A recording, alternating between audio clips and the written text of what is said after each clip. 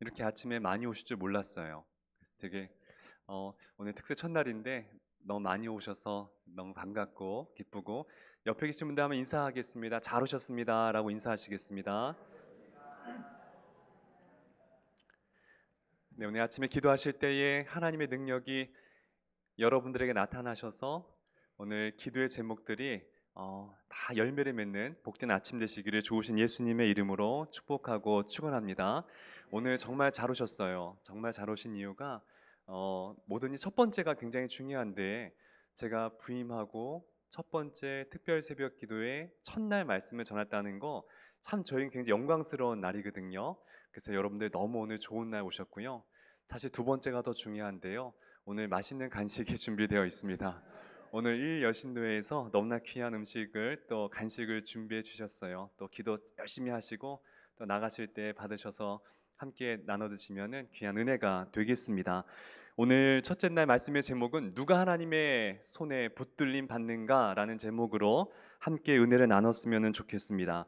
미국의 고전 시가 있습니다. 거장의 손길이 닿았을 때라는 시가 있는데 제가 잠깐 읽어드리겠습니다. 조금 길지만 한번 들어주세요. 경매장에 낡은 바이올린 하나가 있었네.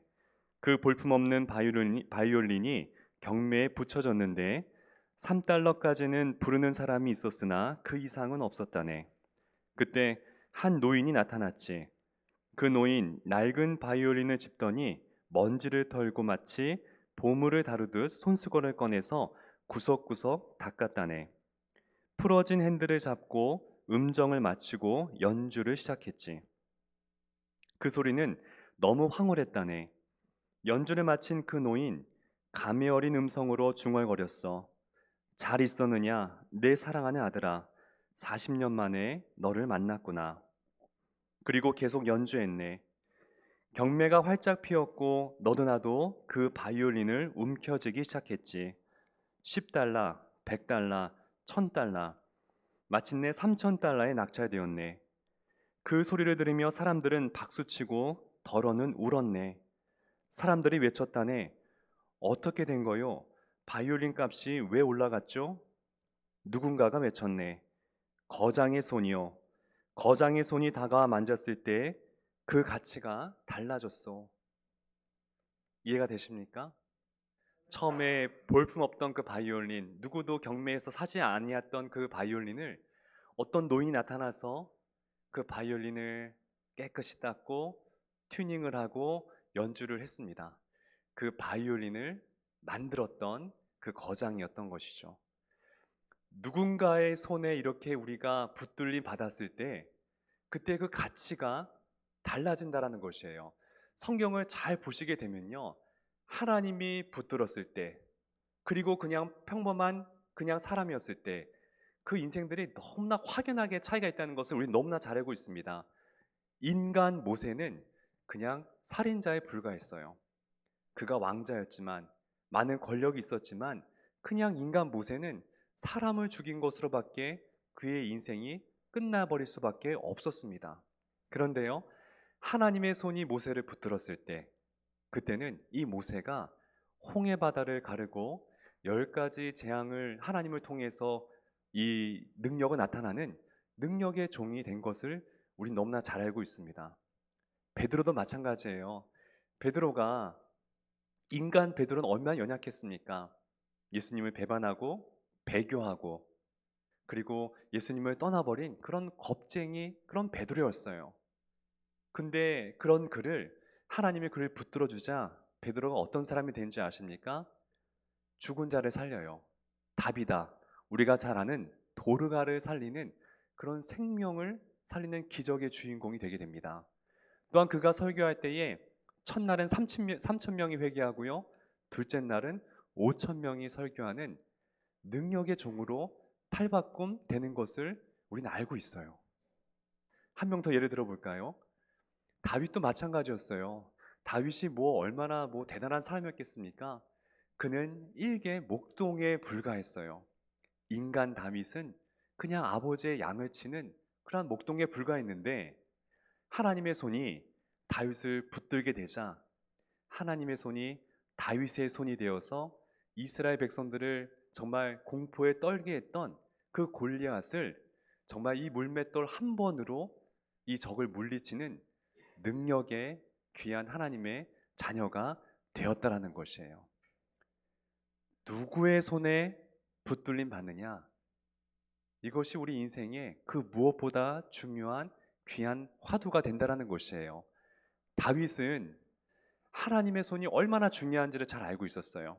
다윗이 그래서 항상 평생을 살면서 하나님의 손을 의식하고 하나님의 손을 굉장히 원하거든요.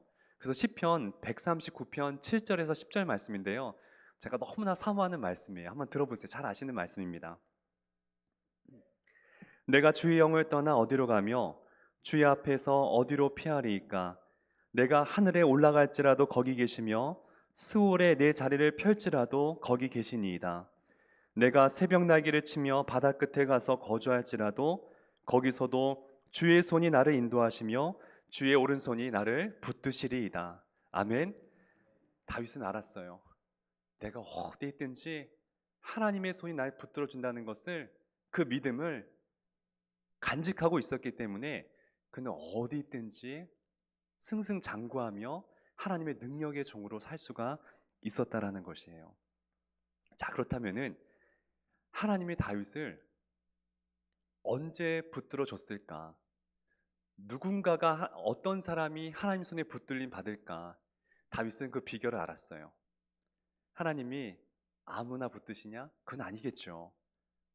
하나님이 어떠한 위치에 있는 사람을 붙드는지 다윗은 너무나 잘 알고 있었습니다. 그게 시편 116편에 나와 있거든요. 다윗의 시인데 한번 더 들어보세요. 116편 6절의 말씀입니다. 여호와께서 순진한 자를 지키시나니 내가 어려울 때에 나를 구원하셨도다.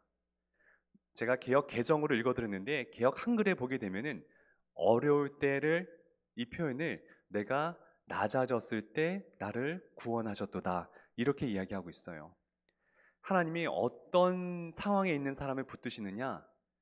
순전한 믿음을 가졌을 때, 그리고 그의 마음이 겸손하게 가장 낮은 마음이 되었을 때에 하나님의 손이 붙들어 주셨다라는 것이에요. 믿으십니까? 하나님이 어떤 마음을 기뻐하신다고요?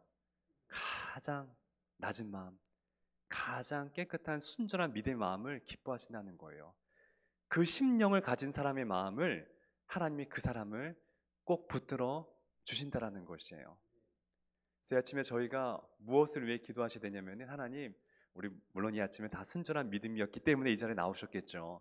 하지만 더 기도하셔야 돼. 하나님, 제 마음이 세상의 찢기와 오염으로 제 마음이 흐릿해지지 아니하도록 오늘도 주님의 보혈로 내 심령을 깨끗하게 씻어달라고 기도하셔야 됩니다. 날마다 기도하셔야 돼요. 하나님, 제 마음이 때로는 높아질 때가 있어요. 사람의 박수 때문에, 사람의 영광에, 그 칭찬에, 그 소리에 내 마음과 내 생각이 교만해질 수 있는데, 하나님, 그런 모든 세상의 소음들은 막아주시고 낮고 낮은 곳으로, 주님께서 이 땅에 오실 때 가장 낮은 곳인 말구 위에 오셨던 것처럼 우리 마음도 가장 낮은 곳에 임할 수 있도록 도와달라고 날마다 그렇게 기도하시는 저와 여러분 되시기를 좋으신 예수님의 이름으로 축복합니다. 오늘 요한복음 말씀 이 9장의 말씀에는 이 맹인이 예수님에게 자신을 보게 달라고, 고쳐달라고 예수님 앞에 나오기 시작합니다. 그때 너무나 잘 아시는 말씀처럼 그 예수님께서 저 실로암 연못에 가서 너의 눈을 씻어내라, 이렇게 얘기합니다. 예수님께서 이 침을 뱉어서 흙과 비벼서 그 맹인의 눈에 이렇게 바르신 다음에 저 실로암 못에 가서 너의 눈을 닦아라, 이렇게 얘기를 하시죠. 궁금했어요. 여러분들 저는 성경을 읽을 때 굉장히 궁금해요. 왜 그러셨을까? 예수님의 모든 행동 하나하나가 뭔가 그냥 의미가 없진 않거든요.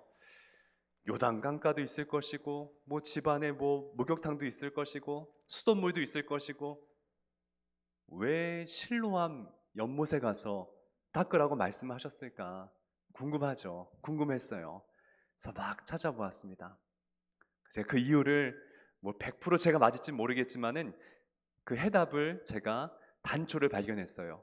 그것이 무엇이냐면은 실로암 연못은 이스라엘 성문 동쪽에 기드론 골짜기가 있거든요. 그 골짜기에 기온샘물이 있습니다. 기온샘. 그 기온샘물이 흘러 내려서 가장 낮은 곳에 고이는 물이 바로 실로암 못가예요. 무슨 얘기냐? 이스라엘에서 가장 낮은 지형에 있는 물이 바로 실로암 연못이라는 것이에요. 그 의미는 이런 얘기겠죠. 가장 낮은 곳에 너의 마음을 두어라. 가장 낮은 곳에 너의 치유의 능력이 그곳에 있다라는 것이에요. 낮은 곳에 있다라는 것이에요. 그래서 그곳에 가서 너의 눈을 닦을 때에 너의 눈이 밝아져서 너는 다시 앞을 볼 수 있을 것이다. 그렇게 우리에게 말씀하고 있다라는 것입니다. 하나님의 손이 그 맹인을 붙들어 주셨어요. 그랬기 때문에 그의 눈이 이제 볼 수가 있었겠죠. 근데 그 맹인이 평소에는 하나님의 손을 체험할 수가 없었어요. 근데 언제 체험했느냐? 가장 낮은 곳, 가장 그 지형에서 가장 낮은 곳 실로암 못갓에 있었을 때에, 그 연못에 다다랐을 때에, 그의 마음이 가장 낮아졌을 때에 하나님의 손이 그에게 임했다는 것을 우리가 명심했으면 좋겠습니다. 낮은 마음이 기적을 발현시키는 하나님의 귀한 통로가 되는 것이에요. 그래서 우리는 항상 예수님처럼 가장 낮은 곳에 있어야 돼요. 그럼 이렇게 물어볼 수 있어요. 낮아진다는 게 사실 조금 이게 좀 추상적이잖아요. 내가 마음을 낮아진다는 게 그냥 낮아지려고 하면 되는 건가? 근데 예수님께서는 우리를 위해서 구체적으로 그 낮아짐이 어떤 것에 대한 말씀을 우리에게 주신 적이 있습니다. 마태복음 20장 28절 말씀인데요. 들어보세요. 인자가 온 것은 섬김을 받으러 함이 아니라 도리어 섬기려 하고 자기 목숨을 많은 사람의 대속물로 주려 함이니라. 그래서 마음이 낮아졌다라는 것은 무슨 뜻이냐? 하나님을 섬기고 세상을 섬기고 이웃을 섬기는 사람, 그 사람이 가장 낮은 곳에 위치한 마음을 지닌 사람이라는 것이에요. 그리고 그 사람을 오늘도 하나님의 손이 그분을 붙들어서 오늘도 존귀하게 사용하신다는 것을 꼭 믿으시기를 바랍니다. 우리가 사명자라고 얘기해요. 근데 이 사명자라는 것은 헬라어로 디아코니아라고 얘기합니다. 디아코니아. 근데 이것은 사실은 디아코노스라는 단어에서 파생한 건데, 여러분들 디아코노스가 무슨 뜻인지 아십니까?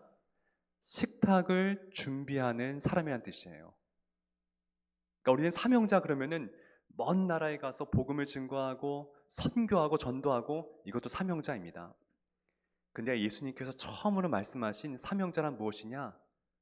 어머니가 가족을 위해서 따뜻하게 밥을 차려주는 것, 그 섬김과 사랑을 우리 예수님은 사명이라고 말씀하셨다는 것이에요. 사명이 거창한 게 아니에요. 오늘 우리 엘림 찬양단에서 이 새벽에 옷도 이렇게 맞춰 입고 또 우리 이병경 원사님 이렇게 귀한 반주 해주시고, 이것이 사명인 거예요. 우리 일 여신도회가 또 맛있는 간식을 준비해 주셨거든요. 이 식탁을 준비하는 사람, 이게 디아코노스, 예수님께서 말씀하신 이게 사명이라는 것입니다. 이것이 섬김이라는 것이죠. 그래서 여러분들 물론 저에게 한 얘기예요. 우리가 주님의 사람으로 우리가 살기를 결심하기 위해서 이 자리에 오지 않았습니까? 다른 것 없어요. 섬기시면 됩니다. 무조건 섬기시면 돼요. 하나님을 잘 섬기시고요, 세상을 잘 섬기시고, 내 가족을 잘 섬기시고, 내 이웃을 잘 섬기시고, 교회에 가난하고 헐벗고 굶주리고 아픈 분들을, 또 병든 자를 잘 섬기는 건, 이게 가장 위대한 사명 중에 사명인 줄 믿으시기 바랍니다. 그리고 이러한 사람들을 오늘도 하나님의 오른손이 그분들을 붙들어 주세요. 여기에 하나님의 구원의 능력의 역사가, 이 비밀이 여기에 있는 것입니다. 그래서 여러분들 오늘도 이렇게 늘 섬기는 여러분 되기를 축복하고요. 이 섬김이 중요한 이유가 있어요. 오늘 마지막 한 절만 읽고 마치면 좋겠는데요. 이 섬길 수 있는 그 날이 날이면 날마다 오는 것이 아니기 때문이에요. 예수님께서 오늘 요한복음 9장 4절에 아주 중요한 말씀을 우리에게 주십니다. 오늘 이 말씀을 우리가 함께 봉독하고 한번 맞췄으면 좋겠는데요. 오늘 9장 4절입니다. 같이 한번 읽겠습니다. 시작. 때가 아직 낮음에 나를 보내신 이의 일을 우리가 하여야 하리라. 밤이 오리니 그때는 아무도 일할 수 없느니라. 아멘. 우리가 섬길 수 있는 때가 정해져 있다라는 것이에요. 우리가 밤을 맞이할 때는 섬기고 싶어도 섬길 수가 없다는 거예요. 지금 우리 인생에 낮이 찾아왔을 때, 지금 내가 건강할 때, 내가 힘이 있을 때, 내 마음이 넉넉할 때 지금 섬겨야 된다는 것입니다. 예수님 말씀이에요. 그래서 여러분들 오늘 당장 오늘 하루가 예수님처럼 섬기는 그런 복된 날이 되시기를 좋으신 예수님의 이름으로 축복하고 축원합니다.